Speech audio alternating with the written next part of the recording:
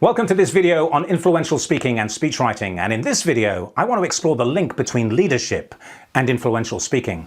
Great speakers are leaders, but not all leaders are great speakers, but they could be. Great speakers are leaders because when they speak, people listen. So do you need to be a great speaker to be a leader? No. Does it make a difference? Oh yes, it does. The word leader is, of course, a noun, it's a thing, but to lead is a verb, it's an action, it's a process. So to lead is to inspire action. And the realm of leadership is the future. And so the job of a leader is to inspire us to take action that leads us into a brighter future.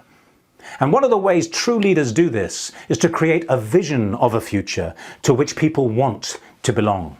And then they inspire us to take the action that makes that future possible. You need to sell a vision before you sell a plan. Now, being a leader is, of course, much more than holding a position. You're only a leader if you have followers. And here's the thing. You're only a true leader if your followers are following you, not because they have to, but because they want to. Leaders don't demand action, they inspire it. And you can only inspire people if you resonate with what's important to them, if you resonate with their values and beliefs, their dreams and aspirations. Now that process is made a lot easier, of course, if you start by hiring people who share the same values as the company, who believe what you believe. As leaders, we need to inspire passions and not just plans. Throughout history, great speakers who do that have shaped the world that we live in.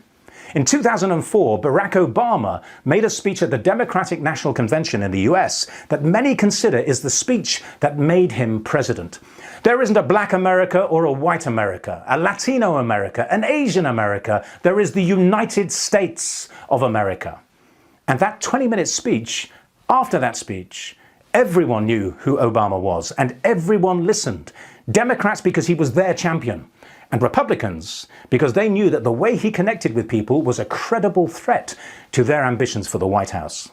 In the 1980s, a shipyard worker in Gdansk, Poland, made a stand for workers' rights, which spurned the Solidarity movement that went on to be the catalyst for the end of communist rule in Europe, for which Time magazine named Lech Walesa one of the most influential people of the 20th century.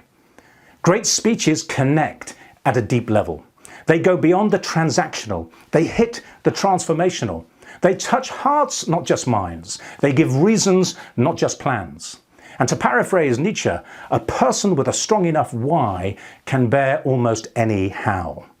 Great speakers can create movements. Think of Winston Churchill's blood, toil, tears and sweat, of which John F. Kennedy said of Churchill that he mobilized the English language and sent it into battle. Think of Martin Luther King's famous I Have a Dream. Think of Maya Angelou's Still I Rise. Think of Barack Obama's Yes We Can. And think of Nelson Mandela's It's an Ideal for Which I Am Prepared to Die.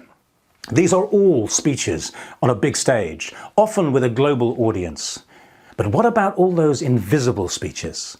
Those inspirational leaders making inspirational speeches, not just on battlefields, but in boardrooms, classrooms, and communities across the world, heard only by those fortunate enough to be present at the time they were made. What about all those leadership speeches that change lives on a daily basis? Those speeches delivered by true leaders that resonate with hearts and minds and move their audience, whoever they may be, to action.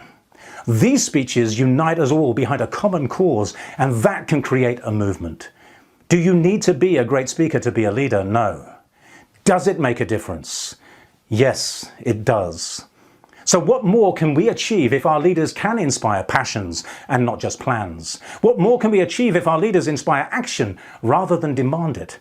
And what more can be achieved if we can breathe life into vision, passion into purpose, and meaning into message?